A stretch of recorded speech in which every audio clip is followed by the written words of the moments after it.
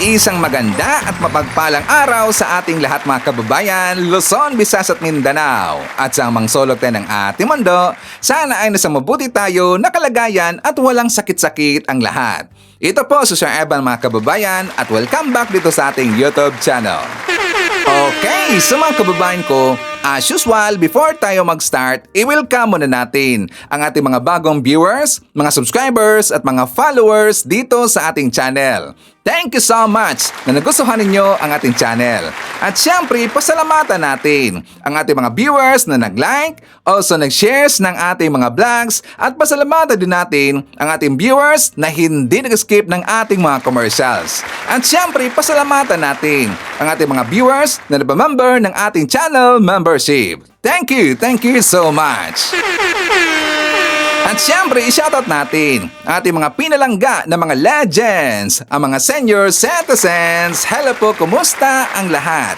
Then also, i-greet natin ng happy birthday ang lahat ng mga viewers na nag-birthday ngayong araw. Happy birthday!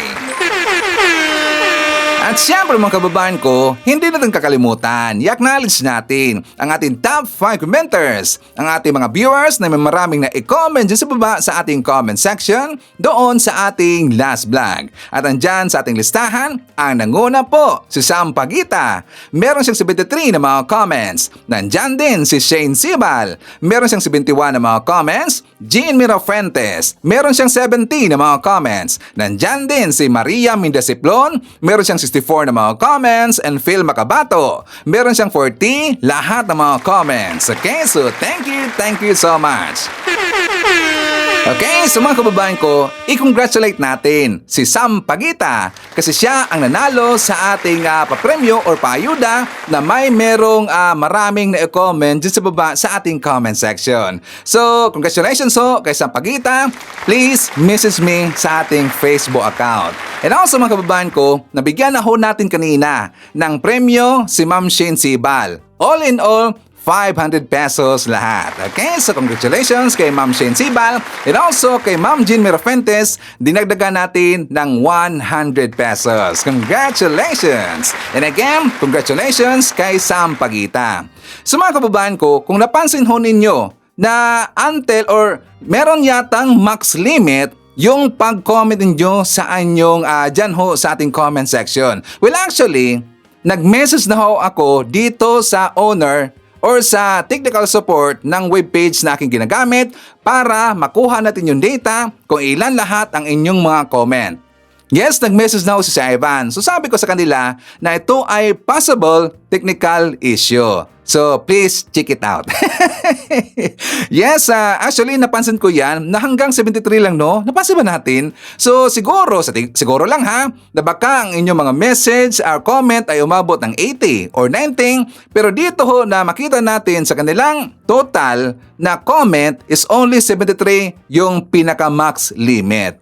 So, dapat nila yang titingnan, mga kababayan. Kasi nga maganda ang kanilang system, maganda ho ang kanilang page na ginagamit ni Sir Ivan. So, nag-message na ako or nag-email na ako doon sa kanilang technical support. Okay? So, anyways, mga kababayan ko, ang dami ho mga nangyayari, ilalo na bukas. So, kung napansin nyo ho ang ating page doon sa Facebook account na meron akong post doon, di ba sabi ko, from a very reliable source, bukas, may 2 DDS na iiyak.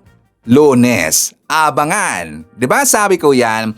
Syempre, meron tayong napagtanungan na kung saan ito ay kaabang-abang talaga na mangyari bukas. According ho, sa aking nakita na merong 2 DDS ang iiyak bukas. Kung sino yan, pag-usapan natin yan mamaya. At syempre, pag-uusapan natin mamaya, itong si Sara Duterte, itong mga kanyang mga alipores, at lalong-lalo na sa mangyayari bukas. Kasi nga bukas na mga kababayan, that is May 11, pagbubutuhan na doon sa plenaryo kung may impeach ba ito si Sara Duterte or hindi. Okay, so before that, dito muna tayo ho sa balita na kung saan na kahapon, nakalabas na sa Muntinlupa itong grupo ni Franco Mabanta.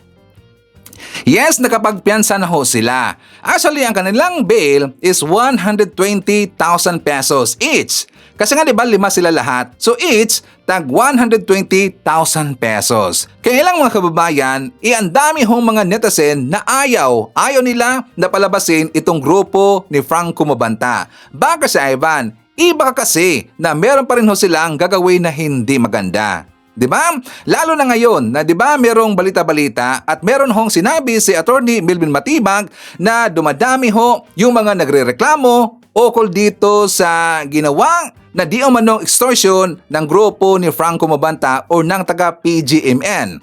So marami ho mga pumunta doon sa tanggapan ng NBM mga kababayan para magsumbong tungkol dito sa grupo ni Franco Mabanta. Kaya ako ay hindi agree na sila ay palabasin.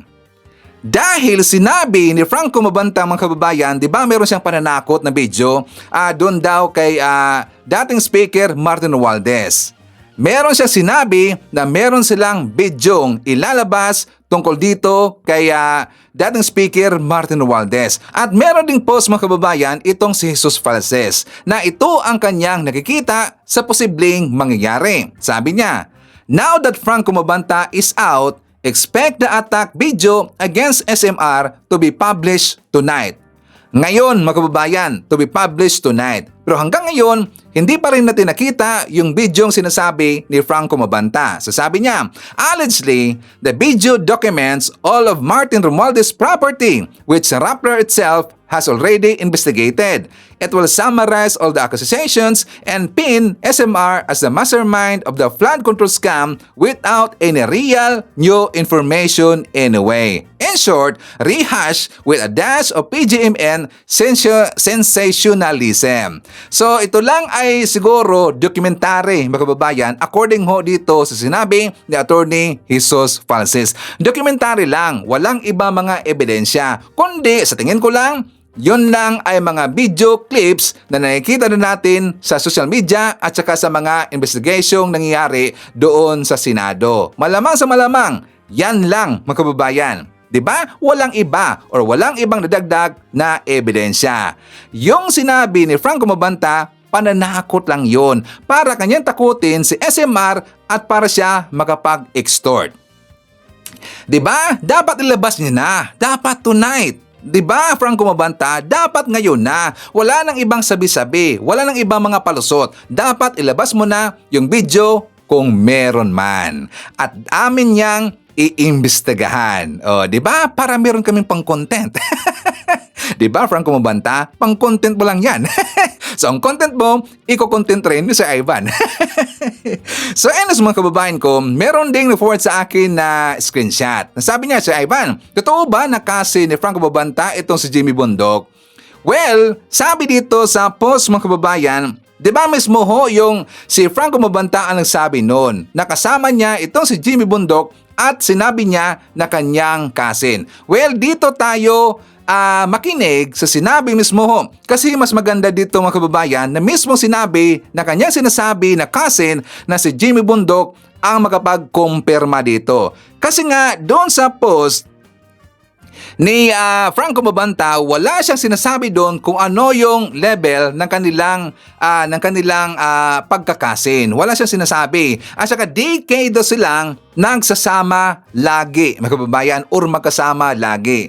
Kaya lang dito sa sinabi ni Jimmy Bundok, iba yata ang kanyang sinabi dito mga kababayan at mukha yatang umiwas itong si Jimmy Bundok dito kay Franco Mabanta. For more details, let's watch this. Second cousin ko si Franco, no? Okay. Yung lolo niya, tsaka yung lolo ko, half brothers, no? Okay. But more than our blood relation, hindi naman kami, we didn't grow up together.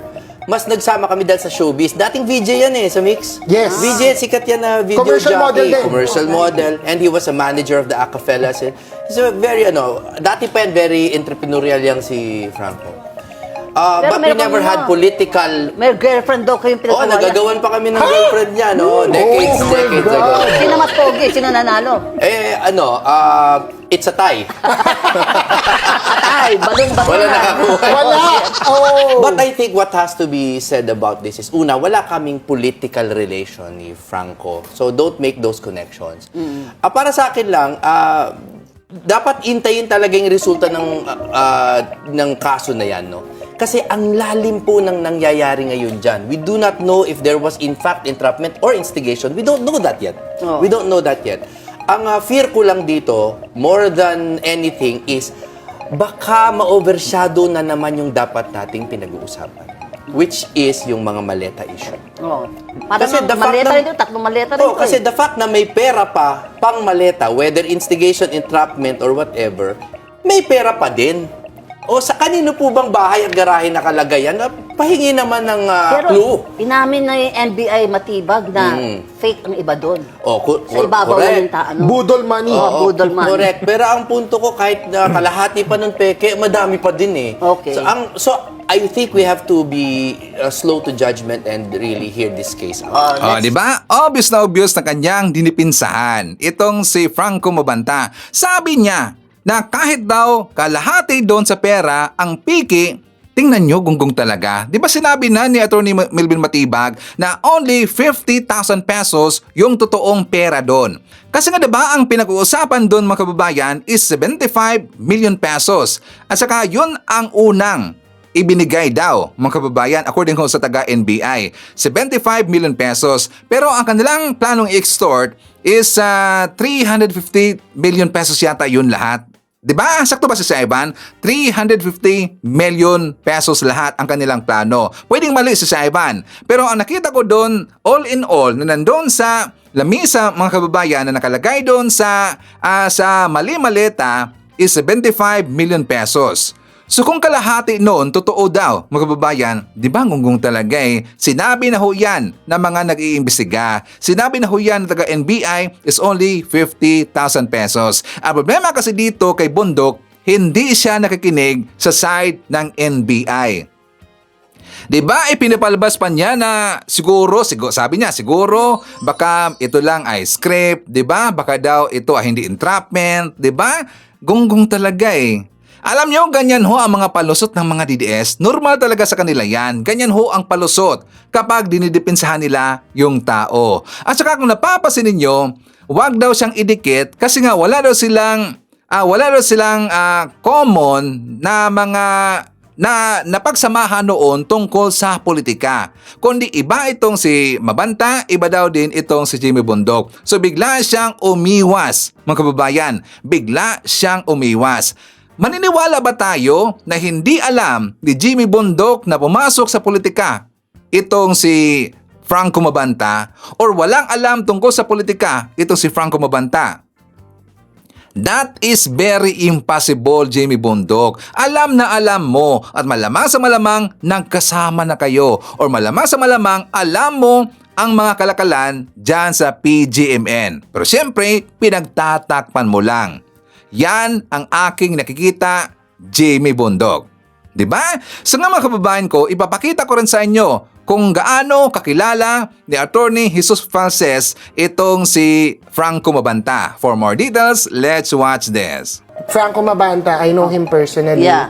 But we're not friends. Oh, yeah. I would say we're acquaintances. Diba? Nakilala ko naman siya. Pero ang friend kasi sa akin, syempre yung nakaka-hangout ko, I share my secrets. I have to clarify that because whatever I say is only professional opinion. It's nothing personal, no?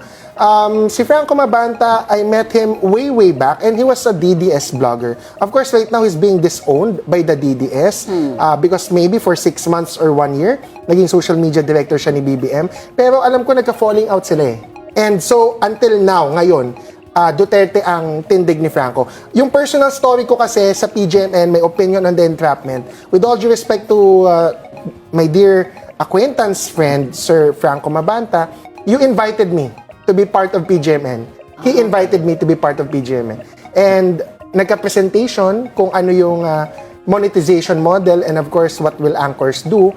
Pag ang anchor may content, nag-viral, pinost sa YouTube, pinost sa Facebook, normal yon, valid yan, legitimate, may profit sharing. Kasi may binabayad si Facebook tsaka si YouTube to the channel owner, right? So that's legitimate. So ano yan? But the other Entrapment. thing is, no, ito yung related sa entrapment. But the other thing is, and this is my personal knowledge, nobody can dispute this because this is my personal experience. He told me na if I bring in political clients, that there will be a share in the commission or whatever the politician or the political client pays to a PGMN, especially to either promote the candidate or the politician or to attack their opponents. So, personal yun sa akin, Quinento. I declined. Obviously, after all this time, I'm not a PGMN anchor and I'm here.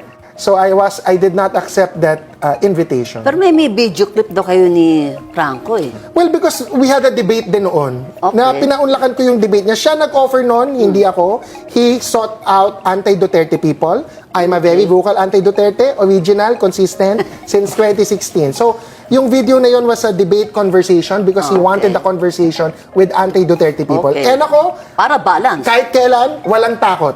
Kahit sinong DDS mag-invite, kahit si PBBM pa mag-debate sa akin, President Duterte, Sara Duterte, let's go. So, entrapment or justice? It's entrapment. It's justice. Entrapment is legal, Mami Okay. Chu. Oh. Ang mali is instigation. Basta may difference yan. So, it's entrapment, a valid one. It's justice. Okay. Attorney Jimmy. Okay, so sa tingin ko dito mga kababayan, sa kung pagbabasihan natin ang mga sinasabi ni Attorney Jesus Francis tungkol sa kanyang pagkakakilala dito kay Franco Babanta, mukhang isa siyang handler, mga kababayan. Sakto ba si Ivan? Sa tingin ko lang mukhang siya ay isang handler. Anong ibig sabihin ng handler, Sir Ivan? Meron siyang hawak ho ng mga vlogger. Itong mga vlogger na to, sila yung mga attack dog. O sila dito yung umaatake sa hindi nila gusto na mga politiko o gusto nilang sisiraan, mga kababayan. Diba? Like for example, katulad sa mga ginagawa ng mga DDS, inaatake nila ang isang personalidad. At saka ito ay organized, mga kababayan. Talagang organized sila. Kung ano yung banat ng isa, banat din yung ibang mga trolls at ng ibang mga DDS vlogger. Sa tingin ko lang siya ay handler dito. At syempre, dahil siya ay handler, siya ay nagpapasweldo ng mga vlogger at ng mga trolls. Sa tingin ko lang.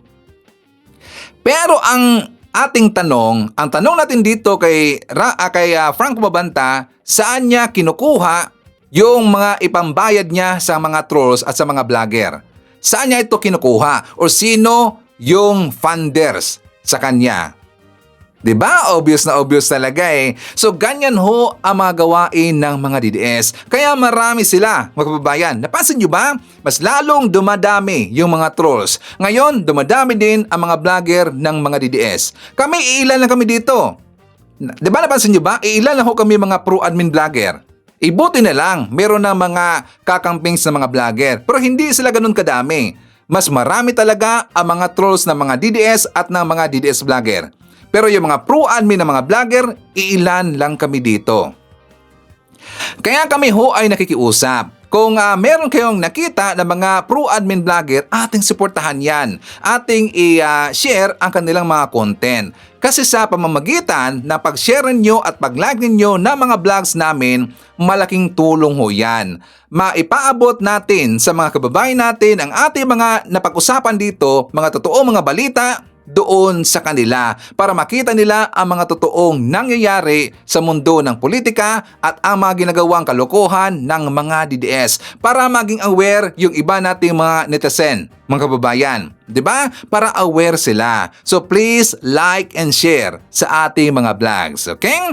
So anyways mga kababayan ko, makikibalita din tayo dito kay Attorney Melvin Matibag. And after that, sa kanyang programa or sa ipapakita ko sa inyo na programa, pag-uusapan na natin kung sino yung ibig kong sabihin na malamang sa malamang iiyak bukas, Lunes, 2 DDS. So dito muna tayo sa programa na to. For more details, let's watch this. Pero yun nga, medyo fit ka ngayon. Dahil ba yan sa ang dami mo ngayon ino-operate kaliwat kanan? Araw-araw po. Araw-araw. Pero actually, kanina may briefing din kami. So, pabati ko muna kayo, Professor. Yan. Siyempre, ito yung Michael Pahatin na hindi po investor doon sa Chicago KT. Wala kayo. Huwag ka na mag-invest. Kay Lovely. At siyempre, hinuli ko yung kaibigan ko. Yeah. Ito yan, matagal na. 1980s pa yata yun sa Dahil ibig sabihin, gano'n na kami katagal nagkasama. Di pa ako ba At kayo?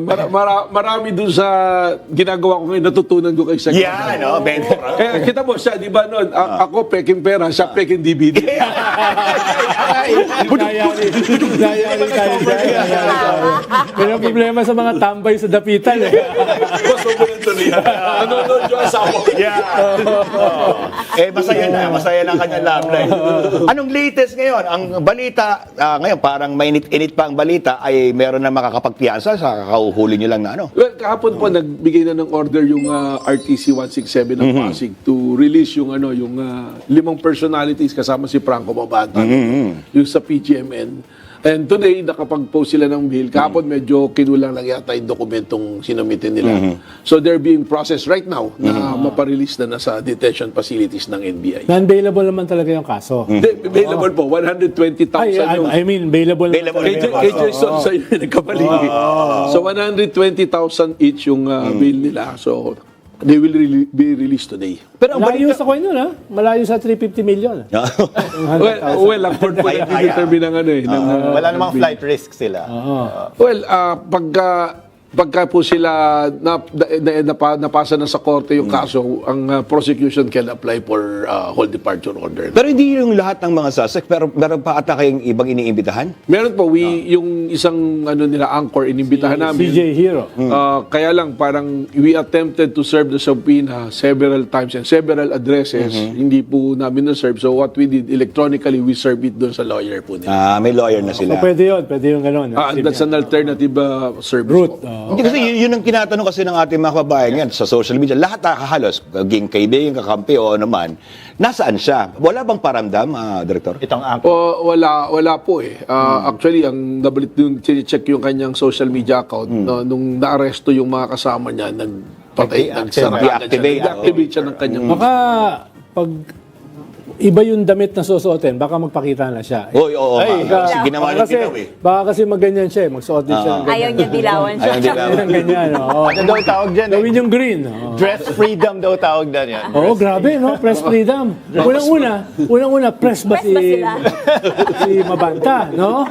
Doon sa kwan. Tsaka anong freedom? Freedom to extort? Tama po. Ibang press freedom yung pinagsasabi. Well, ang position nga namin dyan, yung press freedom, we support it. But if you will use your strength or your power sa social media to extort money, that is something that we will not allow. Bawal talaga. And in relation to that, yung sinasabi nga namin, sila lang yung i-release, we will be in continuing possession of the gadgets na nakuha namin sa kanila. Kasi those will form part of ng ebidensya na gagamitin namin, and ang NBI can access. So, malalaman namin sa kung ka-text mo si Franco. So, yung mga congressman na nag-text, mga senador na nakikita po namin. Marami nang nakakatog ngayon, no? So, posible na hindi yan lang ang maging kaso niya. Maaari po, Oo. may lumabas. Kung Kasi may mga iba pa kasi ng mga ganyang similar na extortion. actually, may isa pong kongresista dati na nagpaabot na magpapadala sa amin ng sulat to make a formal complaint. Yun. So, may On a similar nature. Ganun din po yung nature. No? Pero sir, yung sa mga anchors, isa lang yung iimbitahin niyo. Kasi may mga nagsabi na baka daw yung mga ibang anchor ma-damay or ma-invite din for questioning. It's a continuing investigation. Yun nga po yun. Kaya we cannot give so much details. But once na mabuksan nga namin yung telepono, tsaka yung mga gadgets pa nila and mga mag-testify, so maaaring may mga ibang personalities pa na madamay. Ano po. Pero hindi nga yung mga banat ng mga ibang PGMN na mga mga anchors, no? Ang sinasabi nila, set up ito. No, ito ay entrapment, no? Parang magkaiba yun. Totoo naman po yun. Entrapment at setup isa na po. May entrapment ba na hindi set up? Yun kasi. Well, baka nagkamali lang po. Baka ang gusto sabihin, instigation tsaka entrapment. Under the Constitution po, syempre, and the political law, magkaiba yung entrapment sa instigation. Pag sinabi instigation, halimbawa, hindi ka naman drug pusher, pero inuudyukan mo siya na, sige na nga, Bumili ka na. Pakibili mo nga ako, ikaw parang lang ganun, bumili dyan. Tapos ulihin mo siya, pero ikaw nagutos bumili. Instigation yun. Yung entrapment, halimbawa, drug lord si Michael Pahati. Bibili ako. Hindi siya yung Michael Pahati. Magpapatak ako na drug peddler. Ayan. Bibili ako sa kanya ng Mga ilan ba? Ilan ba yung... Kilo. Kalating kilo lang. Ilan ba yung non-bailable? 500 na rin. Oh, ayun. Bibili ako ng non-bailable. 15, di Sa isang kilo na, para siguro. Isang kilo, para sigurado. Tapos, nandun sa paligid, nandun sila, Melvin Matiba. Yan. Diba? Yun ang entrapment. Pero legal yun. Mismo Supreme Court, suportado yun. Yan. May decided case po yan. Kasama po yan. Kasama na din yung sinasabing budal money. Oo. So, doon nga tayo papunta kasi Kayo kasi, nagagalit sa inyo si... Hindi, ako Nagagalit si Gagalit Gonson eh. yung iba eh. Galit naman po palagi yun eh. Pati sa akin, galit yun eh. Baka hindi Rolex to. Oo, galit lagi. May mga viewers po tayo na hindi alam kung ano yung marked money. Yeah. Pakilinaw Okay. naman po. Tala yata Kasi pangalan sinasabi yun eh, si nila Mark. nagawa daw po ito sa recto. Ganito po, i-contextualize Sige, natin. game. After po nung arrest, ang unang-unang nakapag-interview sa akin na nung umaga sa 2x2. So, masaya rin yung interview nila eh. So, tinanong ako ni Captain Ying na sabi Ying, nga, paano yan? Sinasabi ni Gonson. Attorney Gonson na Nakapris. nakapris yung pera. Tapos paano saan nakuha yung pera? Ganyan. So, ang reaction ko, ako sabi ko, hindi yung totoo yung pera. Budol money. Doon ho na nga nanggaling yung term na budol eh. Yan nga, correct. Kasi noon pa yon matagal na na-practice. Actually, yung Mark kasama nun sa budol, budol money na patong-patong Pato, yan eh. So sabi ko, gawa po sa recto yan. Yun yung outburst ko na Yun, reaction. nabanggit mo lang. Para sabihin peke yun. Yes, kasi di ba ang parlance nga natin, pag siya, yung diploma mo, yari sa Yeah, recto eh. Pero hindi naman literal. Parang yung thesis mo sa UST, di ba recto? Yung diploma, yung thesis ako gumagawa. Pati yung transcript meron. Pero hindi, I mean, with all due respect, madami naman po legitimate na printing press po sa recto. Apo. At yun, hindi rin po ano lang siya, parang sinabi ko lang na parang metaphor. But at the same time, yung pong aming pong pinagpapagawa ng mga ganyan po at mga publication na ganyan, I mean yung mga ebidensya na ganyan, sa recto talaga at may resibo po yan. Pero hindi po yung buong 75 million na yan, play money, one side lang po yung meron niya, yung kabila. Tapos yung gitna na po niyan, yung Yun. palaman po niyan, yung cut na lang na kasya, kung coupon band po to, correct. hinati lang yan, tsaka pag makita niyo po, mahaba yung size eh. So kita naman pati yung kulay iba. So ang nasa ibabaw po nun, yung sinusulat, yun yung 50,000 na marked money, serialized po yun. Yan. Para ewan ko kasi, yung mga abogado, alam naman po yan dahil decided dapat. case nga ng Supreme Court yan eh. Decided ng Tsaka, Supreme Court. Director, maraming pelikula tungkol dyan. Marami po. Hanggang Sila, Saldi Shore na. Yun, mga ganyan. Tony Ferrer. Tony Perez. Oo. Di ba yun? Pero dati kasi, Hinabutan nila. dati attache case lang. Ngayon, maleta na eh. Ito nga po, so nag-comment siya na gano'n. So sabi ko, teka muna, mahirap naman kung abogado ka, tapos pati yung gawain ng law enforcement, pakikialaman mo. So tapos sinakyan na ng sinakyan, lahat ngayon. Yun ang Nagsasalita ginawa na ni gano'n, Chamber. dapat daw hulihin namin yung mga peke. Hinuhuli po talaga namin, pero yung printing press, legitimate printing press, may resibo, ginawa po lahat yun. So ewan ko, siguro, just as throwing a monkey wrench, kumbaga yung naging trabaho po ng NBI na maayos naman, gusto nilang bigyan ng ibang kaguluhan, kulay, ibang oo. kulay na politika. Lagi naman pong ganon. Kanina nagsisimula po kayo, napanood ko, sabi ko, kawawa naman si Franco Mabanta, walang gusto umampo. Kami po, gusto namin ang Freeport and Lanji. Ano ba ang pagkain dyan? Sa India, Jollibee? Paminsan-minsan pag may birthday po. So hindi, sa amin po, yung law enforcement, that is a very unfair statement po. Coming from a lawyer, na ikaw, nagpapakilala kang leader. Kasi hindi naman po si Melvin Matibag ang NBI. Ang NBI po are composed of men and women, mga professionals po Yes, yan. sir. Yung amin pong arresting team po dyan sa nangyayon, ang dami pong abogado dyan na sumama doon sa arrest. Yung team na yan is being led by a lawyer, matagal na abogado. And they've been doing that kahit po sa drug buy bus. Actually, the following day, may drug buy bus kami, budol money rin po gamit namin. We arrested 2 kilos po sa Quiapo. So, we've been doing that. Sana po yung tao, wag nating guluhin. We are promoting law and order. Pati tuloy yung mga operational na gawain namin na hindi dapat naman pinapaliwanag pag ginagawa sa publiko. Kailangan pa namin sa Dahil lang doon. And which leads to the way na yung social media natin naging magulo eh. Galing nga, sir. And the biggest takeaway po rito sa pagka-aresto sa PGMN na to is kailangan siguro ang Kongreso natin come out with standards, yung ethical practice of journalism. Yes, yes. Yung mga totoong may background sana sa journalism. Unfair, yun yung sinasabi ko nga doon sa mga mainstream media. Sabi ko, sa inyo unfair to eh. Kasi kayo devoted time, nag-aral kayo, na ginawa nyo talaga, you establish the industry. Nagsimula pa kayo na writer lang bago kayo naupo sa desk. And these people will come na ganyan. Tapos, gagawa ng mga istorya, guguluhin. Ang gulo po ng social media natin. Kaya ang lesson dyan, Director, next time, babaan nyo yung standards nyo. Parang tayo pa bumagaan sa hindi tayo ganyan sa political party natin ng college. Hindi pwede yan. Tulad ng 4 Yung standard nyo kasi, Guanzon yun eh. Ibang Guan yun eh. Tapos yung mga PGMN, talagang kinarir nila yan eh. Diba? Kinarir nila yung ganyang uri ng pamamalita. Kaya babaan mo ng konti. Director, hindi naman yan katulad ng political party natin sa USTE. Hindi naman yan Sandigan Party. May party kami nun sa USTE. Sige, hayaan ko yung magsalita. The first student council sa Pilipinas. Saka we produce During yung talagang mga mahuhusay Oo, mga kanyan. sa industry nila. Oo, magagaling yung mga nandiyan. Maliban doon sa presidente. Maliban doon sa founder. Lahat ng mga members ng student council sa UST, ba't itindi? Student council to Kasi nung huling usapan natin si ST, ang dami rin sa flood control na mga taga-US. Hindi, wala Sa na. engineering yun. Hindi, sa engineering yun. Ibig tayo yun. Hindi, tsaka pa, sa med. Sa ako yun. Sa main Bayo, building, sa Bayo main yun eh. building. Oo. Si Joel. Si Saldico. Wala na akong pinanggit, sinabi ko lang naman. Hindi, isa-isa ko. Ano, yung aking dyaryo, yung Positarian, dineklara silang persona ng grata. Yung dyaryo namin ni Christian Esguerra.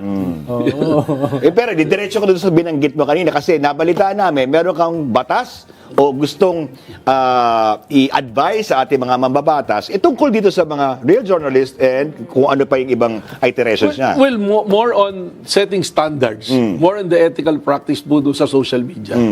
Alam mo ninyo, ako tingin ko, baka probably majority chunk ng gulo sa bansa natin because of the social media. Yun yan. Ang dami pong hindi naman naging nag-ano ng journalism o mag-imbestiga man lang. Journalist na bigla, kokopyahin yung ginawa ng isang totoo, bibigyan niya ng ibang anggulo. At mas marami pong abogado ngayon sa social media. Lahat abogado. Lahat abogado, armchair. Ang masakit, yung mga totoong abogado pa minsan, binabaluktot pa yung yung para maitulak yung personal nilang interes. Ano po? Kami po, may standard kami. Ano sinasabi nila sa amin? Pinuliti ka lang ng NBI. Yung mga hinuhuli, kalaban lang. We have 192 successful operations leading to arrest and indictment ng iba't ibang krimen. 192. Ituro po nila alin yung sinasabing may relation sa politika. Mike Defensor, Jason saka ito ngayon kay Franco. Hindi mo pa nga malaman, sabi nyo nga, hindi malaman kung sino ang aampon kay Franco. Correct. Walang gustong umako. Hindi mo ba?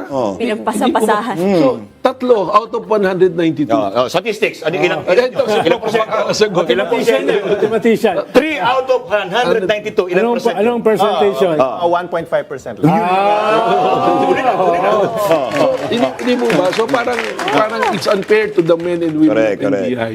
Na ngayon, syempre, okay na rin po yan. Ako yung tina-target nila. Huwag nang isama yung buong bureau because they are professionals. Correct. And because kaya successful yung aming mga apprehensions ngayon because alam nila yung gagawin nila eh. And I'm learning from them. Ako naman po, kung ano naman yung pwede kong i-offer din sa bureau, I'm doing it. Going back to your question, na sinasabi, I need help of people like you. Yung lahat po, we have to consult, but our legal division ngayon, saka yung pong aming legislative liaison office, we are now very active in crafting a position paper or a bill na itusulong po namin sa Kongreso para po ma-address natin ito. Most of our crimes now, I think siguro po more than 60% of crimes or even higher, nangyayari po using the social media, Okay. the cyberspace. Yes. Cyberspace. Yun na, Example lang po, every day we are receiving complaints sa central office pa lang namin, 70 to 100 complaints every day in relation to social media. At karamihan po dyan, cyber libel. Pero mayroon din po mga financial crime, cyber financial crime, lahat po nandiyan dyan. That's why ang NBI, we are trying to upgrade our tools, our equipment to address and fight this kind of crimes. Napaka-powerful kasi ngayon director ng social media. That's right. 85% ng mga Pilipino, diyan kumukuha ng balita. Oo nga. Diyan kumukuha ng opinion. At merong mga kanyan, may mga pockets of communities na patuloy sila nag-uusap. Kung mabudol yan. Yan. Diba? Yan. Yan yung delikado. Dahil ngayon sa panahon natin ngayon, everything is perception. Everything is optics. Kahit yung hindi totoo, nagiging totoo kung paulit-ulit Na sinasabi. sa social media. That's right. I agree po. Oo. Yan po yung tinatawag, ino-observe po namin yung behavior and meron po kaming observation yung ang tawag namin, inappropriate coordinated behavior. So, halimbawa, kukuha sila, kagaya no, Parang example sindikato rin, gano'n. Parang sindikato, doon na pumapasok yung mga troll farms po.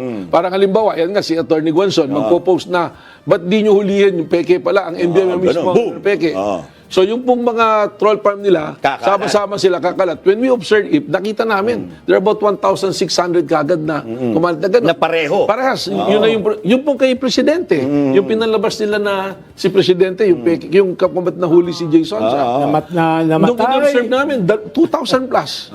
namatay, may kwarto, merong lugar, may hospital, kompleto May room to Lahat na po. So, ang sinasabi niyo ba, Director, mahina pa yung mga batas natin laban niya, kaya meron tayong Kailangan po nating dagdagan. Kagaya na, halimbawa, ang nakukuha po namin yun, kasi yung mga illegal po ngayon, halimbawa, scam hub, na inire-relate namin yung anti-cybercrime natin, yung Republic Act 10175 natin, yung under cybercrime of 2012, Act of 2012. Nire-relate namin, halimbawa, sa STAPA, sa RPC natin. So, kailangan po, meron pa rin nun. Kasi kagaya ng troll farm, na nagpapakalat ng fake news, o nag-share lang, hindi pa po mga punishable yan. But those, pag-share na yun, it created an impact already to the general public.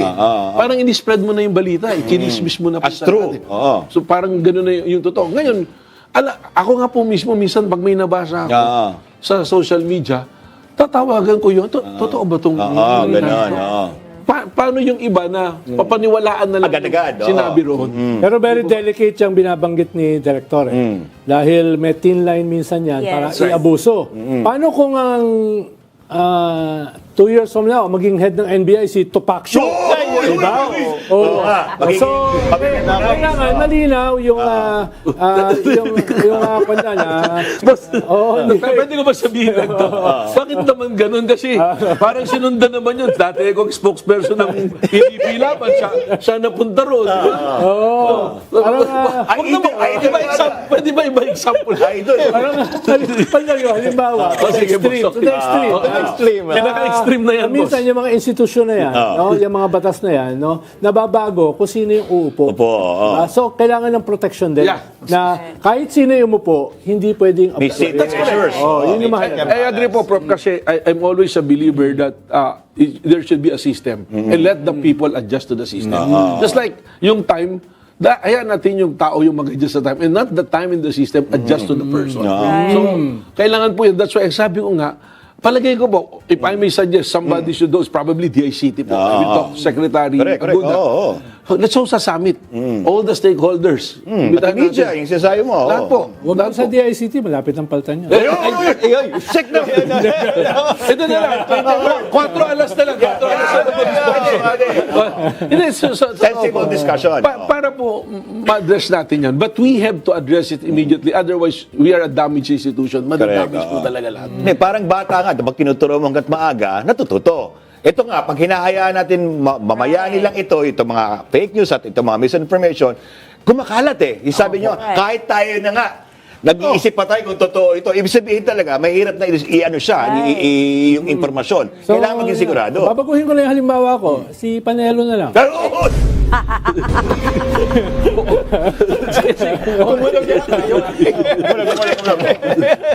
Okay. Pero Director, may mga comments nagtatanong, sa palagay nyo ba, meron talagang video na tinatago tong si Franco? Yun yung the big question eh. Well, palagay ko, meron. But of course, we are not removing the possibility na wala. Pero sa akin lang muna, i-digest natin, no? It doesn't matter kung meron o wala yung video. He committed a crime. Yes, Yun. for sure. Hindi, pero Tapos na tayo. yung logic kasi, kung meron talaga siyang napaka-damaging na video, Right. bakit yung kanyang binablackmail, bakit lumapit sa NBI? Kung damaging yung kanyang... Bakit hindi natakot yung binablock? Ibig sabihin, hindi siya natakot, no? Yung kanyang ini-extortan. Dahil ang tingin niya, wala namang damage. Baka there's nothing new. Oo. Baka there's nothing new. Kumbaga, baka ang ginawang parang pelikula, inassemble niya, yung mga narinig na. Kasi ang nangyari nga po dyan, what we have is the copy of a clip. Kasi ang nangyari ito, parang... Pinadala mo na sila. Parang Teaser. exactly, teaser. Parang sinabi, there will be a 90-minute na movie. Pero ito muna, 30 minutes teaser. Ay, yun, doon 3 minutes pala, sorry, 3 minutes na teaser, na si CJ Hero, siya yung nagsasalita. Kaya doon nadikit ngayon yung CJ Hero. Yeah. Hindi, tsaka kung meron talaga sila, ba't di nila nilabas? Kung nilabas nila ngayon yan, baka yung mga banat sa kanila natabunan. Boss, eto na lang, sabihin na natin meron. Probably meron talaga. Probably meron kasi madali ka na mo mag-collage ka ng mga videos, kunin mo kung saan dito. Meron talaga. Pag nilabas mo ngayon yun, medyo questionable na eh. Kasi ang sa akin, tingin ko, you will be making a last stand para to rectify somehow, mag-recover ka. Pero kung natapos mo na noon last year, that's the claim. 5 months nagawa na, tapos na. That immediately, nung natapos mo, as your network was claiming na kami rito, guardians of the people, something like that, truthyon namin. Dapat, nung natapos, immediately. I-release mo na. Okay, maglalagay ako ng konteksto, Director, bilang media. Kasi akala siguro ng taong, correct me if I'm wrong, akala ng taong bayan, may ilalabas expose video. Yung parang may kausap sigurong shady or something, o meron tayong deal. Pero sa pagkakaintindi ko bilang media, ito, dokumentaryo. Ang mangyari, sabi niya, kung 90 minutes, 1 hour and a half yun, nag-collate nga sila, tama si Director, nag-research sila, sabi nga kasi doon sa isang parang thread na nakita ko, pag-usapan natin yung properties, parang may idea ko, I have a great idea. So, pwede sila nag-research, parang ginagawa ng lahat ng mga investigative journalists. Ito bahay mo, kinonfirm ko. Ito property mo, kinonfirm ko. Ito property. Tapos lahat ng facts na yon, gagawa ako ng isang storya. Parang ganun. So, siguro, yun ang tingin kong ginagawa o gagawin nila o ilalabas nila. Hindi isang inaasahan natin na ilabas nila. Hindi isang stunning. Yung hindi pa lumalabas sa publiko. Ako pati, the timing nung paglabas is the time na ang ombudsman is already announcing that there will be an indictment kay Martin Romualdez. Sinabayan nila. So, if you are really a responsible person, following yung sinasabi ni Mike, meron kang ibang ebidensya, then you submit it. May exclusive ka, ilabas mo, after mong ilabas, submit mo sa proper authority so that the person can be prosecuted based on the evidence na nakuha mo. So ako ngayon, sa akin ngayon, again, I will say, hindi naman na importante sa akin kung meron o wala eh. You violated the law. May elements lahat. Ngayon, kung meron at nilabas mo, sa akin, to my mind, it's already questionable because what will I see is you're trying to recover somehow yung nawala mo na. Ang tawag ng mga abogado dyan, a big non-sequitur. Ngayon, boss, kung wala naman talagang video, ibig sabihin, there's no intention na gumawa ka ng video. Ang intention mo talaga, mangikil ka lang talaga. Extortion ka lang. Ako, ang take ko nga dyan, Director, ito, being media, wala naman sa history ng legitimate media na meron kaming kondisyon para ilabas ang isang story. Wala to.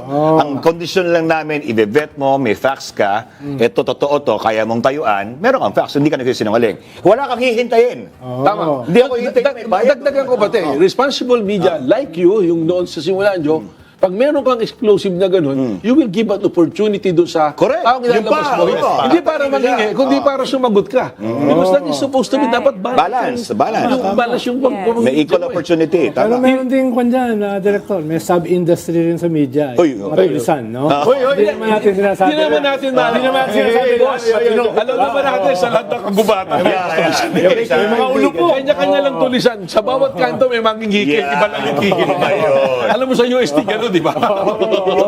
Sasabihin mo nga, nakikila na ako ron. Huwag naman na dito. Tapos na eh. Tama. So, ako ganun lang dyan. Again, I go back from the point of view of law enforcement. Kompleto yung elemento ng krimen. Then we prosecute and we filed it already to the prosecutor. Bill was set by the RTC. Then magsabit kayo ng counter evidence. You will have your day in court. Exactly. Yung lahat ng sinasabi nyo, na depensa ninyo, sabihin nyo. But as a piece of advice as a lawyer, hindi pwede yung depensa mo na set up. Kasi sabihin ng korte, exactly, yan nga yun eh. Yung setup is Entrapment nga yan eh. Oo. Set up for legal purposes ang nangyayari kasi. Hindi yung set up ka na illegal. By the way, meron din kaming teaser ni Labi. Kaming bagong show. Anong title? Anong title? Inaayos pa eh. Okay. Inaayos pa yung title. Pero una natin guess, sino? Yung walang kwenta na host, si Christian. Ay, si Chris. Yun ang una namin. Teaser yun. Teaser, ha? teaser. Maikli lang din. Maikli lang. Walang Pero wala damdam. kaming kinotongan doon. Wala pa. Wala ka yung aktualisan. Oo. Kaya mag-iingat. Mag-iingat ka lalabli sa cellphone mo. Baka, Tapusin natin yung issue about PGMN. Ang katapos-tapos ba niyan bilang si Franco Mabanta ay siya ang CEO, is PGMN as a network is liable also? Well, yun yung titingnan natin. Kung meron ng unity of action, kung Apo. magkakasama sila, Diba yun? natin yan, ipupursue natin yan. This is still an open investigation. Kasi dun sa complaint affidavit na sinabit sa NBI, may lumalabas. At sabi ko nga, ngayon, may, eto, seryoso, nung nabalita yung pagka-aresto ni Franco Mabanta, walang biro, tawag at text, mga 200 yung tumawag sa kanya. Na trying to insinuate na may nangyari din sa kanila na. And in fact, hindi diretso. Hindi diretso. Sinasabi, buti naman kasi gawain niya talaga yan. So kung sinasabi, ako, ang sagot ko lang, if you have personal knowledge of na biktima kayo, Yan. may alam kayo, please inform us. Yun yung sinasabi ko kanina. Hindi kagulat-gulat yun. Yun yung salita sa amin. Ako, comment ako. Well, ang sisilipin namin, going to your question, sisilipin namin, we'll look at the activities nila, pati financial activities, ano bang binabayar sa BIR, sino bang advertiser nyo, bakit nasusurvive yun ng ganyan. Ang sabi nila, Kasi ibang level yung CEO eh. ang sabi nila, according sa site nila, na hindi daw sila tumatanggap ng Maleta. Yeah. ng pera galing sa China. Walang China, Ano daw China yun? Contributors. Mukhang lang daw nepo-baby yun. lang, di ba? Napapanood yun. Parang ganun. Bakit very specific yung May mga kanila purchases pagpapaliwanag? Kasi speaking of maleta, kung nakita niyo yung video nung tinutulak papuntang prosecutor yung mga ebidensya, madami yung maleta, di ba? Ang dala ng NBI doon, 3 maleta yung may laman nga ng Budo Money. Yung maletang ibang tinutulak, na-remowa pa yung brand. Sila may dala nun. Ang plano, ililipat Doon nililipat. Lilipat nila. Kasi baka may nakasabit doon sa mga maleta eh. Hindi lang yun, Baka parang may tracer. yung maleta, parang 4 or 5, siguro yung hati-hati. Ihatian niya sila agad. Planado na. Pero yung allegedly, yung 75 million, advance lang yun. Oo, For transfer. 4 gives yan eh, 4 gives. 350 nagsimula, nagtawaran, naging 300. Tapos 4 tranches na kung hindi mabigay ng May 5, lalabas na nila. Ilalabas na dapat. So actually, 2 weeks naman yung preparation namin dyan eh. So yun nga, hindi ko lang pwedeng ipakita yung pictures and video how we prepare the Budol Money. Baka kung gusto ni Attorney Guads, Gonzo, punta siya sa office. para ma-educate siya, papakita ka. Hindi, ang reaction yata niya, bakit ganun yung pera? Dapat yan euro. Parang masyado naman Hindi ko small yata time. alam yun sa community. Masyadong small time eh. Masyadong small time, no? Hindi. Ang hinahanap ko doon sa maleta, kung may Gucci na maleta. Pero may Rimowa naman pala eh. Ang dami Rimowa sa Green Hills. Mga Japanese naman yung meron susunod pang mga kaso na darating. Nag-iimbestiga pa kami, no? So I cannot say with certainty, but there's a real big possibility na may mga makakasama pa nakakasama. Pero Director, lumalabas kanina Yeah. eh. Lumalabas sa ilang ano TV yun? station, saka sa social media, tungkol kay Bato. Breaking. Meron na daw international warrant. At meron na raw red notice ang Interpol. Yan. At liberty ba kayo para Yan. mag-comment dyan o yan ba ay nakatago pa? Oo. Na parang hindi na nakatago. May narinig na rin po, para may isang network na nagbalita na. Kami naman po, kung dumating sa amin yung warrant, kasi naka-address sa law enforcement yan, in NBI sa law enforcement agency, of course, we have to implement the warrant. Ganun lang naman po kami balagi. Whatever is the mandate po kung may mandato de aresto, wala po kaming magagawa but to arrest. Hindi po tayo pwedeng mamili. Yes. Kahit kaibigan ko po siya. Dapat. Kung ako po FBI nun at nakita ko siya namimili ng DVD. Yeah! Pero wala ng DVD. Wala na Buti na lang, wala nang DVD ngayon. Netflix na lang eh. At saka yung AK-47. Kompleto papeles ka. Hindi, gagawin na lang kitang confidential agent. AK-47 mo. Hindi, Huwag mo lang gamitin tsapa sa KTV. Pwede ko bang hulihin dyan yung Rafi Albert? Pwede. Huwag ka magkagabi ng pangalan. Ang dami ng pangalan. Hindi, common term dahil ko. Wala akong kinalaman dyan, ha? Pero liliwanagin, hindi ikaw yung bike pahatid doon sa ano. Salamat din sa paglilinaw. May kapangalan siya. May kapangalan talaga. Actually, ang aking fiancé kasi taga-NBA din dati sa bahagi na ng aming kampanya. 3-4 pa pala yung pangalan na nandun. After that incident, binerify ko eh. Yung isa ko talaga Asset ka yata eh. Pero ito, matagal na pala siyang staff. Kilala ni Mike Defensor. Yung isang issue rin dyan, malibang kay Mike, malibang kay Mabanta, ano yung status nung 18? Yan. Alleged Marines, no? Paano sa inyo humarap yun eh? Hindi ka- Diba? Tapos nagkagulo, nagwala yung paborito mga abogado. Yung may bagong law office. Si Mr. Kwan, si Baliktod. Sex appeal. Sex appeal, Mr. Si Topaxo. Nakita ko na, nagwawala eh. Alam mo, ganito ang nangyari dyan eh. Yung 18 Marines ngayon, minomonitor namin of course kasi continuing pa rin yung investigation. Nakita ko sa social media, meron silang in-announce na no holds bar, blah blah blah. Apang, di ba? Oo eh. Tapos pinalis daw yata yung mga mainstream media at saka ibang mga vlogger. Meron sila nilabas na explanation kasi daw, ini-splice daw sa yung mga ganun ba. So, hindi ko alam kasi kung live, paano mo... Correct. Ikaw At saka, dineputize kayo ng ombudsman para To investigate. para tulungan sila, para ayusin yung kanilang sinasampa. Right. Pero ang narinig ko kasi, nag-invoke sila ng right to against self-incrimination. Doon na ako nagtataka. Sabi ko, ano yun? Sabi ko, hindi ako abogado, pero nagulat ako eh. No? Hindi, nagkaroon naman ng statement na, no, kasi one-on-one na interview, yung 18 nag-statement lahat. So yung 18 nag-statement, pero 12 or 13 hindi pumirma. Tapos 5 or 6 lang yung nakapirma talaga. Pero on record na yun.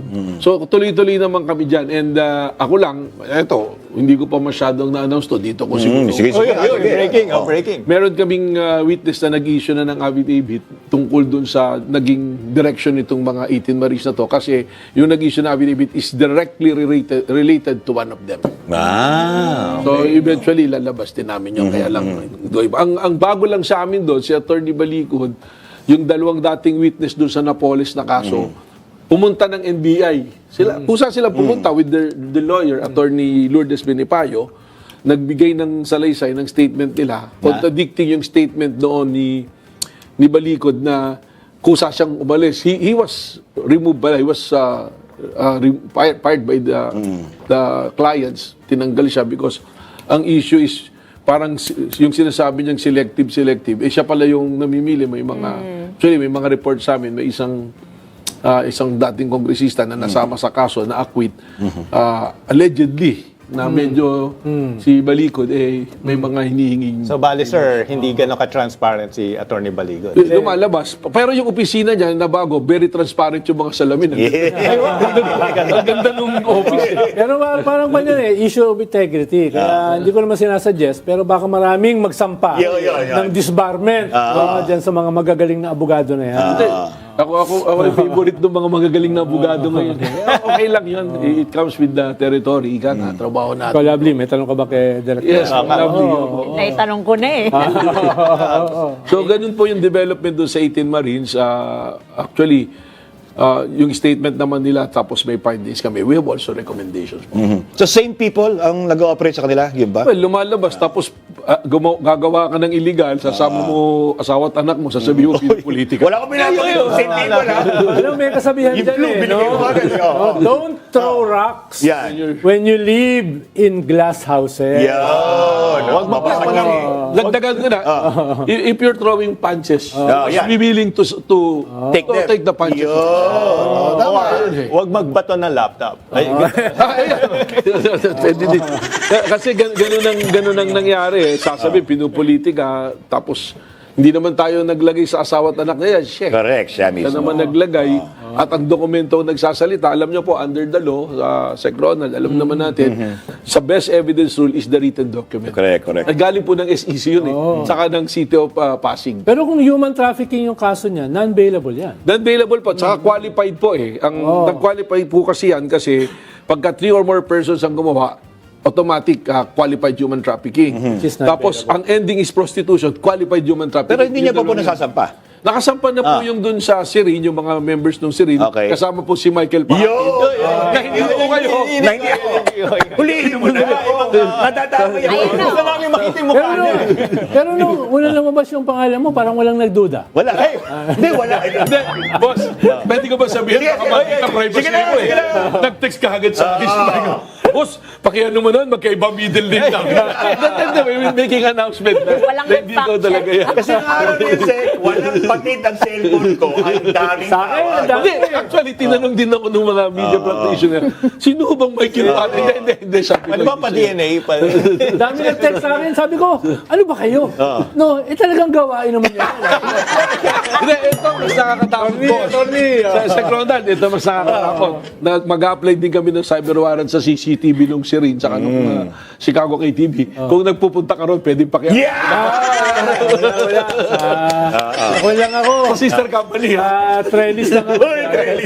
Okay, so before tayo magpapatuloy sa ating mga talakayan, syempre i-acknowledge muna natin ang ating mga suki or mga early birds, yung unang nag-comment dyan sa baba sa ating comment section. So nandyan sila si Ma'am Maricruz Hernandez from North Carolina, USA. Nandyan din si Zaida Taha from Riyadh, Saudi Arabia. Hi to ME, Marilyn Digma, Aurora David, Maria Mendesiplon. Kasama din natin, nandyan si Emmy Mapalan, Bibian De Vera, Marla Mejia, nandyan din si Nancy Verana.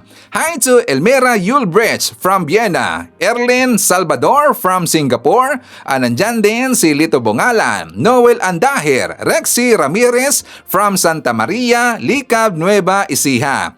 Hi to Shane, Tess Torla from Macau, kasama din natin si Shane Sibal, Joyce Lynn Lim, and hi to Elmer Pinaranda.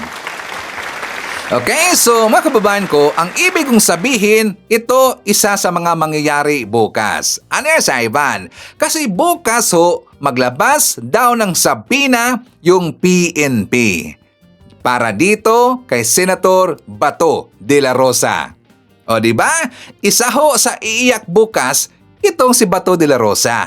Kasi maglabas daw di umano, sabi dito sa balita, ng sabina para sa kanya. So according dito sa balita ng Pilipinas Today, just in, nakatakdang mag-issue ang Philippine National Police or PNP, Criminal Investigation and Detection Group or CIDG ng sabina para kay Senator Ronald Bato de la Rosa sa Lunes or Mayo 11. Ayon kay Department of Interior and Local Government or DILG Secretary John B. Crimolia.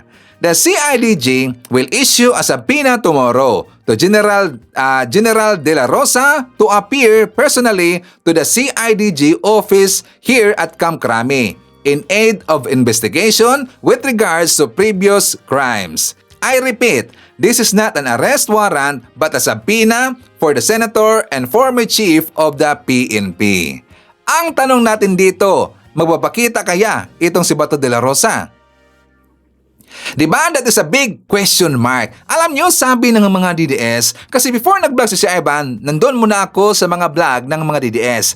Nagmasid-masid si Ivan doon. Nasabi nila, magpapakita daw bukas itong si Bato de la Rosa. Bakit kaya si Ivan? Kasi siya ay buboto daw. Buboto itong si Bato de la Rosa kasi magkakaroon daw ng kodita dyan sa Senado. Kasi nga diba plano nilang palitan itong si Senator Tito Soto. Gusto kasi nila nang ipalit itong si Cayetano. Bukas daw magbotohan, mga kababayan. So sabi ng mga DDS, pupunta daw itong si Bato de la Rosa bukas sa Senado. tingnan natin ang kanyang tapang. Tingnan natin.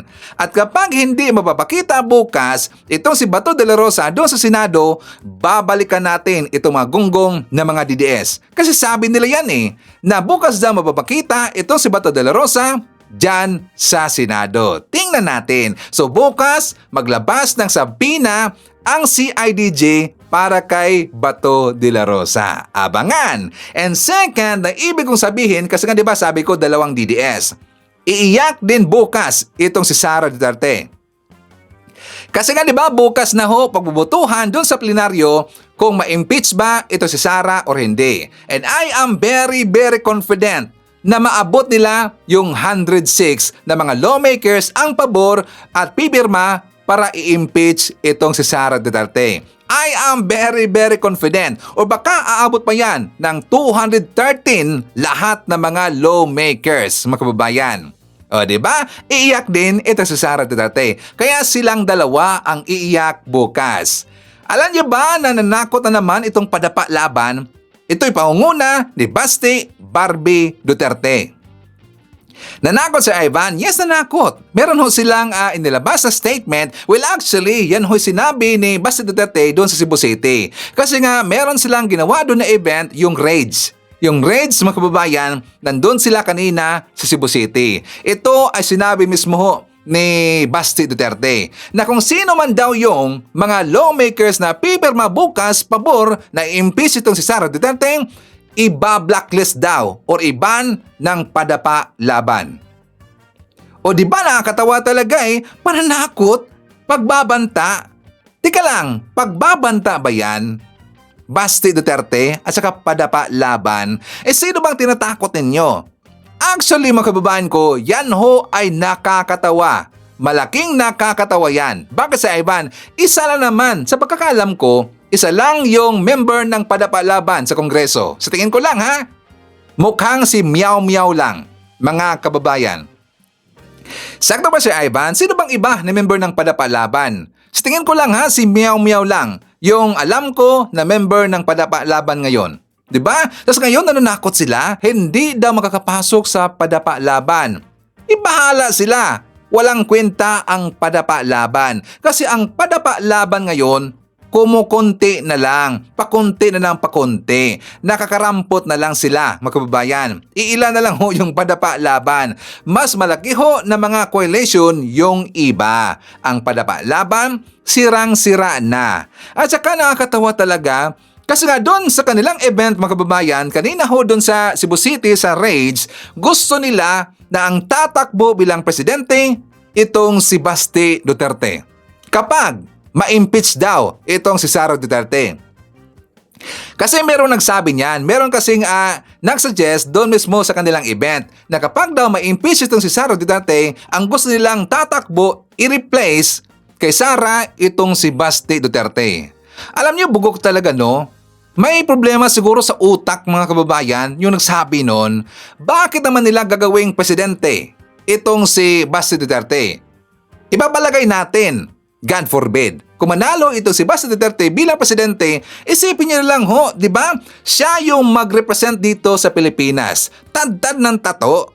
Yan ba ang gusto ninyo na presidente, mga DDS? Gonggong talaga di ba? Kasi nga, sino bang gusto dito mabuto dito kay Basti Duterte? Tingnan nyo na lang ho yung porma. Tingnan nyo na lang ho yung kanyang.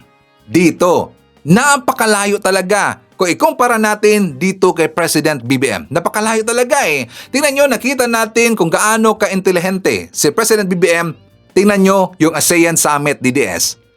Kaya yon ng pamilya Duterte na ganun klase sumagot sa mga ambush. Hindi naman ambush, yun ho ay impronto na mga tanong from the media of other country. At marami doon na mga Chinese media. Meron din, di ba, may nakita tayo doon na taga Singapore na media. Singapore ba yun na taga media? Basta marami ho mga media doon from other country. Iilan lang doon yung mga local na mga journalist or mga reporter. Mas marami doon sa ASEAN Summit na nando from other country.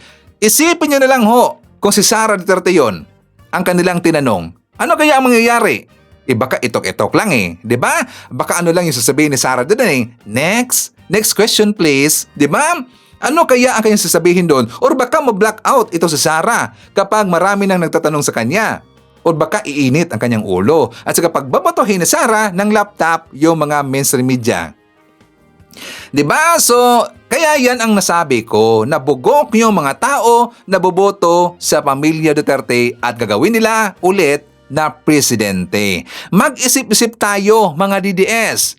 Hindi pwede makabalik sa pwesto or maging presidente ang pamilya Duterte. Kasi nga 'di ba, allergic sila kay President BBM. So kung ano yung naumpisahan ngayon ni President BBM ng mga programa at mga proyekto, i-disregard nila yan. Babaliwalain yan ng pamilya Duterte. Gusto niyo ba yan?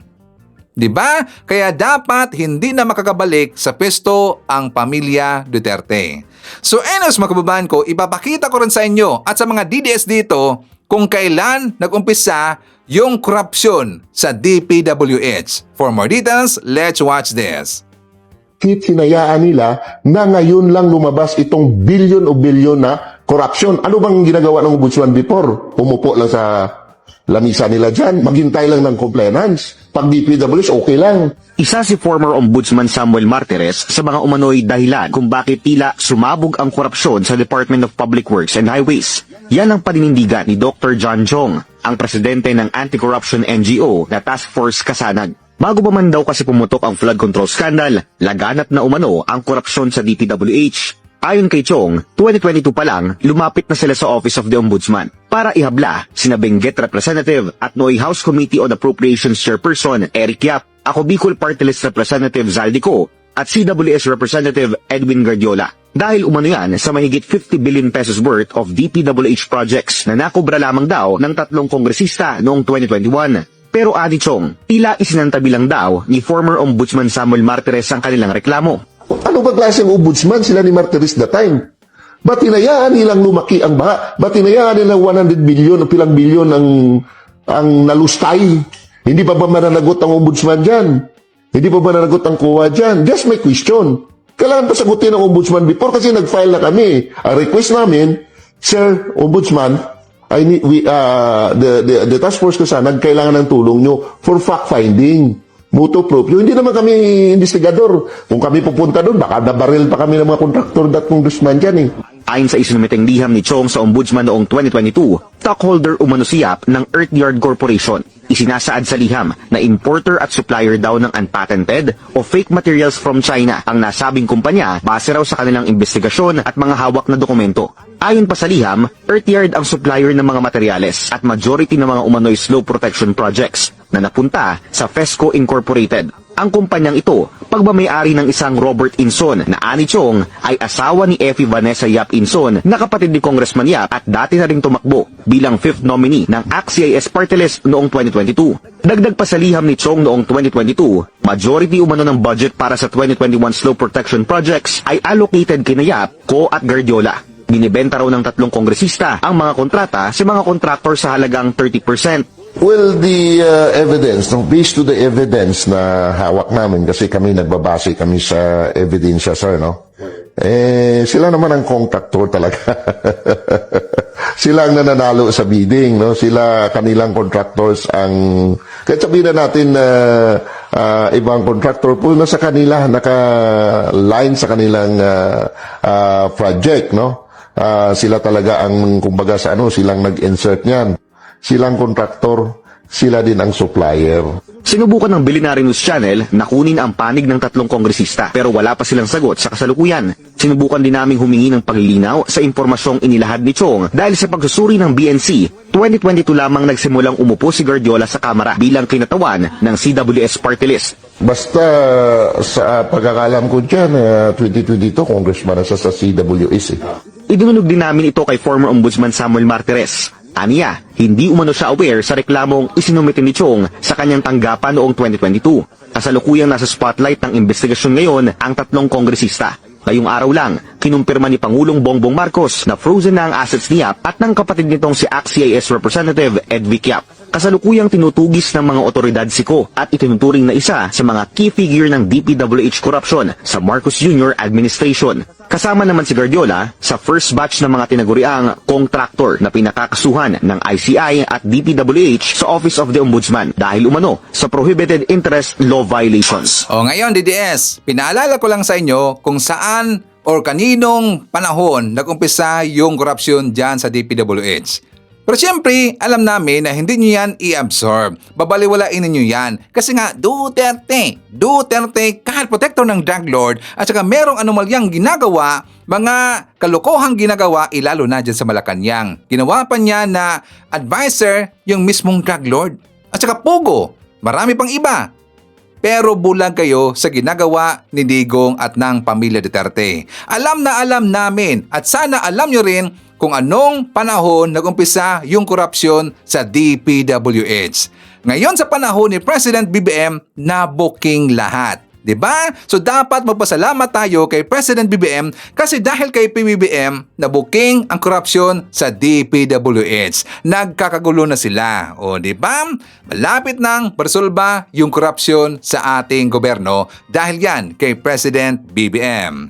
Mga kababayan ko, dito rin tayo kay Amy Marcos. Kasi meron hong ipinorward sa atin ang ating viewer na kung saan isa siyang loyalista. Kaya lang dito sa ginagawa ngayon at saka sa content ni Amy Marcos, mukha yatang mayroong problema ngayon sa pag-uutak, mga kababayan.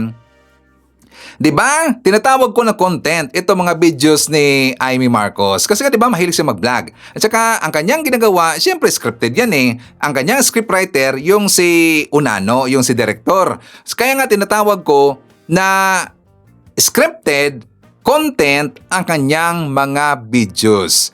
Kasi nga napapansin na natin mukha yatang pressure na itong si Manang Amy. Or baka siya ho dito ay ginigipit na or pinipitik na ng pamilya Duterte. Kasi nga diba nag-react siya tungkol doon sa pagkakaresto kay Jason Sa na siya na daw ang isusunod na arestuhin, mga kababayan.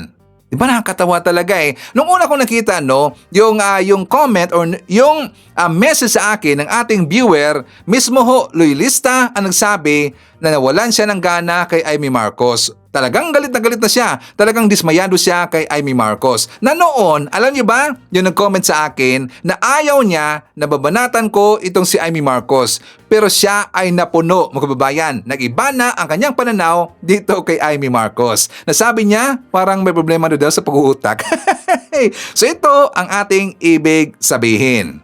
Panoorin po natin itong dalawang video na ito, mga kababayan. Dito po, ipapakita po sa atin kung sino po talaga ang mas concern po sa Pangulo. Kung ang taong bayan po ba or si Senator Amy Marcos. Panoorin po natin. Alam niyo ba, kanina may tumawag sa akin. Nervyos na nervyos. Talagang sabi, wag kang labas ng labas. Anong labas ng labas? Punta nga ako dyan sa Tacloban, may binisita ako. At saka pupunta pa ako sa Cebu ulit. Sinabi na wag kang labas ng labas at huhulihin ka. Anong huhulihin? Ano bang ginawa ko? Dadamputin ka, sabi. At hindi ko maintindihan, bakit ganun? Sabi kasi, alam mo ba yung nangyari kay Jason Sa? Alam ko nga. Labo-labo naman nun. Sinabi yata niya na may sakit daw yung Pangulo at may kinakalat daw na dokumento, patay na daw. Ewan ko, yung bugris daw. Hindi ko maintindihan. Biglang inaresto. Pinalaya rin kasi malabo yung warrant. Anong pakialam ko dun? Sabi ng tao, ako, magdahan-dahan ka. Ganyan na. Bakit mo kasi sinabi sa interview mo sa Cebu na 3 beses sinugod ng Pangulo dyan sa ospital? Sabi ko, yun ang balita sa palasyo at sila rin ang nagsabi. Ano ibig mo sabihin? Nagagalit sila. Huwag mo daw sinasabi-sabi yan at maje-Jason Sa ka. Sabi ko, ano ba doon nangyayari? Ang sinabi ko, yung sinabi rin ng mga PSG, yung mga presidential security, yan din ang sabi ng mga abalang-abala at sinasabihan ako, dahil alam naman nila, nag-aalala ako sa kapatid ko, sinabihan ako, higit sa lahat, hello, ang palasyo mismo nagsabi, no, yung January 21, di ba, natakot ako, kaya naaalala ko yung date, eh. Kasi ang sabi, masama daw yung pakiramdam ng Pangulo, kaya sinugod sa ospital. January 23, di ba sinabi nga nila, diverticulitis daw. Alam nga naman, nag-colonoscopy ng mag-isa at nag-diagnosis ng sarili. Pagkatapos nagbigay ng gamot sa sarili, pwede ba yun? Baka naman kaya hindi gumagaling at ang payat-payat, naghihingalo. Pagkatapos nun, may anunsyo na naman sila na ang sabi, nagpa-check up daw, CT scan ba yun o kung ano, para tignan kung umu-okay na. Sila mismo nag-anunsyo. Tapos sinabi ng mga taga-palasyo, Ma'am, naku, ano bang nangyayari ka, Pangulo? Payat-payat. Abala din ako doon. Tapos, higit sa 2 linggo, hindi umapir, di ba naalala ninyo, February 5 na nung umapir, nag-disappear nung January 21. Ang tagal kaya noon, tapos nung Holy Week, gano'n na naman. Pwede ba? Bakit sila magagalit? Bakit naging national security issue na sinabi yung katotohanan? Bawal ba maging tapat ngayon? Apo Presidente Bongbong Marcos, mag-iingat po kayo at huwag po kayo magtitiwala sa paligid ninyo. Kahit saan man kayo magpunta, please mag-iingat po kayo dahil ang pamilyang Duterte na pag-alaman na talaga natin and we prove it from their mouth na talagang ang gusto nila ay ang iyong kamatayan. Aagawin nila ang pwesto mo bilang Pangulo kahit sa anumang paraan. Kahit na ito'y isanla nila ang kanilang kaluluwa sa Lucifer, kay Lucifer, gagawin nila basta lang gusto nila ang iyong ulo. Mula kay Sara Duterte, una niyang sinabi na gusto kanyang pupugutan ng ulo. Sumunod ang pag-anunsyo niya na may nakausap na siyang kriminal or assassin na papatay sa inyo kasama ni F.L. Liza at ni former Speaker Martin Romualdez. And lately lang po, ang lakas, ang tapang na sinabi ni Baste Duterte na sabi niya, iisa lang ang gusto namin, ang ulo ni Bongbong Marcos. Ang ibig sabihin ang namin ay silang pamilyang Duterte at kasama ang kanilang mga supporter at alay na hayok din sa kayamanan ng Pilipinas. Hindi na po ito magandang sitwasyon. It is a very threatening po para sa inyo at para sa ating bansa. Dahil ang mga ito talagang ang nasa puso nila ay kasamaan. Wala nang pagsisidlan ng kabutihan sa mga puso at isip ng mga Duterte. At kasama na rin ang kanilang mga supporter. Kaya Pangulong Bongbong Marcos, pati yung pagkain, kailangan na huwag kang kumain ng isiniserve ng hindi mo kilala. Dahil baka lalagyan nila. In a blink of an eye, they can put a poison sa iyong pagkain. Kaya please, mag-ingat ka. Okay, bago po ako mag-react, ito po yung platform ng Flabilin. Ito po yung kanyang platform. Pwede nyo po siyang supportahan at i-follow dyan. Siya po yung ikalawang nagsalita. Yung una po, si Senator Amy Marcos, no? So, ito po yung reaction ko. Kitang-kita po natin, para po sa akin, in my opinion, mas concerned po ang mga Pilipino, ang taong bayan, kay President Marcos Jr. kumpara po kay Senator Amy Marcos na kapatid po niya. Kasi yung mga Pilipino, alam kung anong pinagsasabi, pinagagawa ng mga Duterte kay PBBM, alam kung ano yung binabalak, yung gustong mangyari kay PBBM ng kampo ng mga Duterte. Pero ito po, si Senator Amy Marcos, doon po sa kampo ng mga Duterte nakadikit, mga kababayan. Tama po ba yun?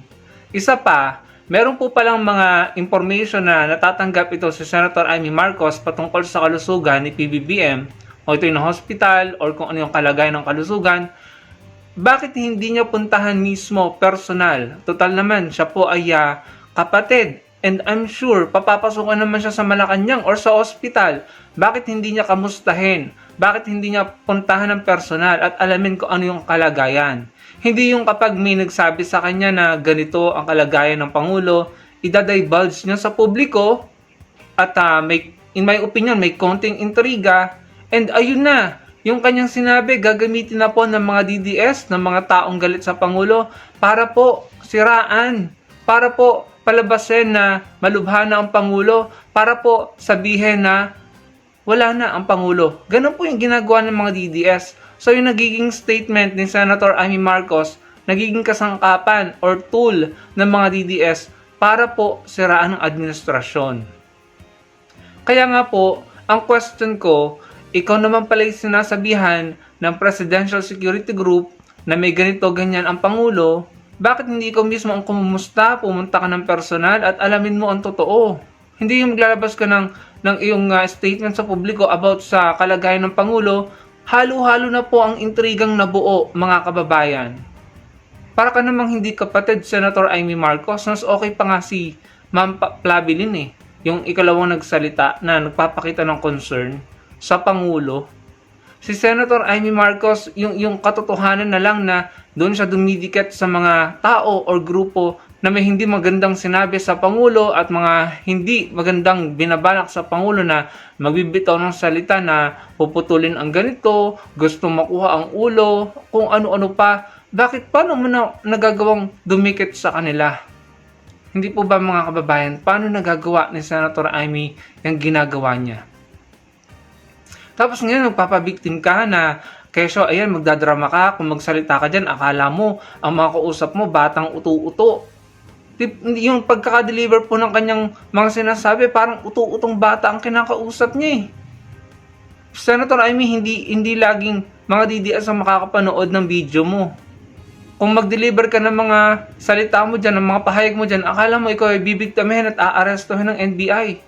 Siguro dapat ka nang arestuhin dahil yung mga sinasabi mo patungkol sa kalusugan ng Pangulo, ginagawang intriga at kasangkapan ng mga DDS para siraan ng administrasyon at ang Pangulo.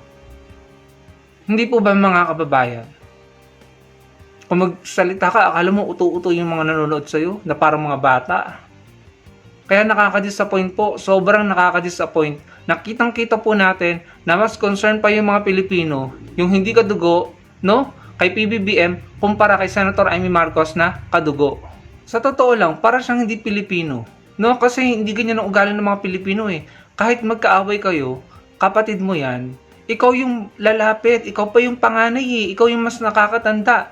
Ikaw yung dapat na personal na bibisita sa kanya kung totoo man na nakakakuha ka ng impormasyon patungkol sa kalusugan ng Pangulo. Or baka intriga mo rin yan. Baka ikaw lang din naman ang gumagawa ng ganyang kwento. Tapos gagamitin ng mga DDS. Hindi po ba nakaka-turn off po talaga, nakaka-disappoint? Hindi po katanggap-tanggap. Isa ka na rin sa puro reklamo, imbes na tulungan mo yung kapatid mo, puro ka reklamo sa administrasyon ng kapatid mo. Parang 'di ba, tinulungan mo pang manalo, tapos ganyan ka din naman. Anyway mga kababayan, kahit naman ganyan yung kampo nila Senator Amy ng mga Duterte, hindi naman po sila nagtatagumpay sa mga agenda nila. Lagi po silang bigo. At yung pinaka-latest na kabiguan nila, nag-resign po si Kaufman bilang lead lawyer. May isa pa nag-resign dalawa. Dalawa pong nag-resign na lawyer ni Duterte. So paano yan? Malapit na yung trial. Kukuha na naman sila ng bagong lawyer. Pagkatapos pumaldo ni Kaufman ng napakalaking halaga na bayad sa kanya monthly or yung kanyang sahod bilang lawyer ni Duterte at saka yung isa pa, iiwan? Anong napala ni Duterte kay Kaufman? In my opinion, wala. So kabiguan na naman yan at ayan. In my opinion, karma. Yan ang napapala nyo. Puro kayo propaganda. Puro kayo kasinungalingan. Puro kayo paghila ng pababa sa kasalukuyang administrasyon. Ipinanalo nyo pa. Alam nyo yung ginagawa nyo? ang nakasalalay dito, ang naapektuhan dito yung bansa natin eh. Naandyan sa Cebu ang Pangulo kahapon sa ASEAN Summit. Tapos naglabas ng ganitong video si Senator Amy. Alam naman na may importanteng event ang bansa, host ang bansa ng isang international event, ASEAN Summit, maglalabas ka ng ganyang video? Talaga ba, Senator Amy? Anong gusto mong mangyari? Mapanood yan ng mga potential foreign investors? Sobrang nakaka-disappoint mga kababayan. Imbis na tumulong para maging maayos ang bansa, ikaw pa yung senador, pinaiiral mo kung hindi man kayo nagkaroon ng hindi pagkakaunawaan ng Pangulo, parang mas nangingibabaw sa iyo yung personal nyo eh. Bansa ang nakasalalay dito, Senator Amy, hindi yung personal nyo na hindi pagkakasundo ng Pangulo. Huwag ka naman ganyan, isinabay mo pa sa ASEAN, nakikisampat tsaka pa kila Jason dun sa mga naaresto.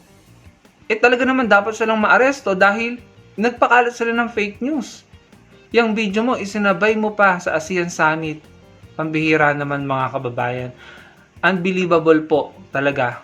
Kaya siguro yan, yung mga pagkakakulong nila, naaresto sila, yung pag-resign ni Kaufman kay Duterte, siguro mga kamalasan na yan, kapalit yan ng mga pinagagawa nila. Yun lang mga kababayan, hindi talaga magtatagumpay ang masama dito. Ang mali, hindi magtatagumpay. Salamat po sa panonood. Okay, so kasama din natin, nandyan si Erpilo Mark from Sampaloc, Tanay, Rizal. Nandyan din si Ashin from Greece. Isyatat natin si Tony De Los Reyes, Phil Macabato, Shirley Risman, Jenny Howard from Texas, USA. Nandyan din si Rebelieto Iskol from Tagbilaran City, Bohol. At Sumunet Borromeo. Nandyan din si Apolonio Nusido, Celso Villamen from Paranaque. Nandyan din si Tony Hunter, Vlogger Official, Ilench Zap, BT Calizo, nandyan din si MLCOC, Gameplay Vlog, Rosemary Castillo from Rome, Italy, kasama din natin, nandyan si Jean Rabara from UK, Marites Tumarao, Nino Piramo, Leonardo Aceliaro, and hi to Jocelyn Flores. Okay, so mga kababayan ko, yan ating manakalap na mga balita ngayong araw. Kung nakaabot ka po sa portion na to, sana nakapag-like na ho tayo. Libre po ang mag-share, libre din na mag-subscribe. Again, maraming salamat sa mga viewers na hindi nag-skip ng ating mga commercials. Thank you so much. At before natin tatapusin ang ating programa ngayong araw, sana sabayan nyo sa Sir Ivan para sa ating live messaging prayer. Panginoon, maraming salamat po sa patuloy mong pagmamahal, gabay at biyaya sa aming lahat.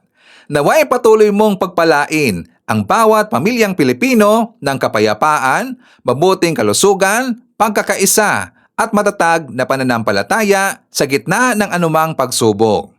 Gabayan mo rin po si President Ferdinand Bongbong Marcos Jr. sa kanyang pamumuno sa ating bansa. Bigyan mo siya ng karunungan, lakas ng loob, malinaw na pag-iisip at mabuting kalusugan upang magampanan niya ng maayos ang kanyang tungkulin para sa bayan. Ilayo mo po siya sa anumang kapahamakan at gabayan ang lahat ng ating mga pinuno upang manaig ang kapayapaan, kaunlaran at pagkakaisa para sa sambayanang Pilipino. Idinadalangin ko ito sa pangalan ng ating Panginoong Jesucristo. Amen. So maraming salamat mga kababayan, and I hope to see you again on my next video.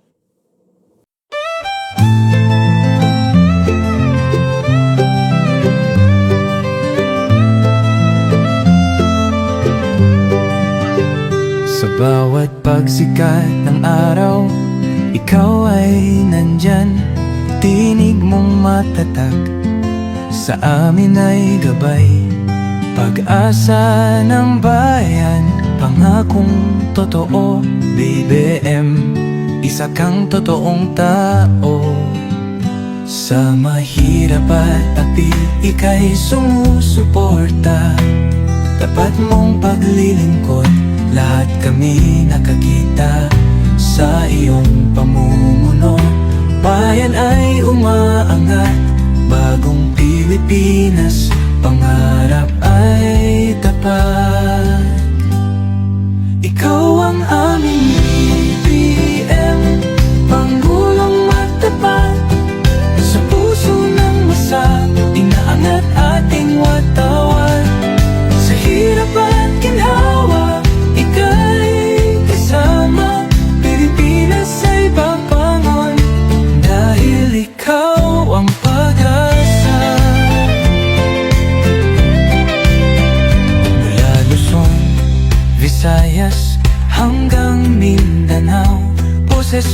umaabot, dala ay pag-ahon, magtulungan, magkaisa.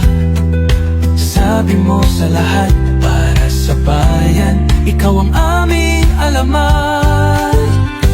Ang pangarap mong bansa, taas noo masagana, manggagawa't magsasaka, binigyang halaga.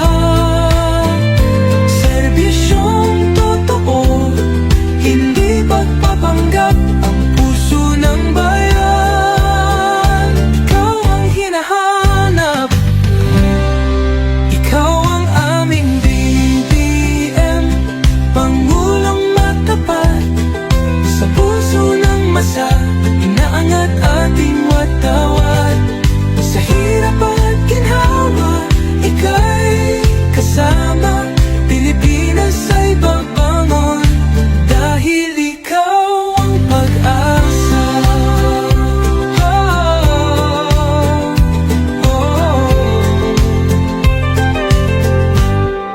Ikaw ang aming BBM, Pangulong matapat, sa puso ng masa, inaangat ating watawat.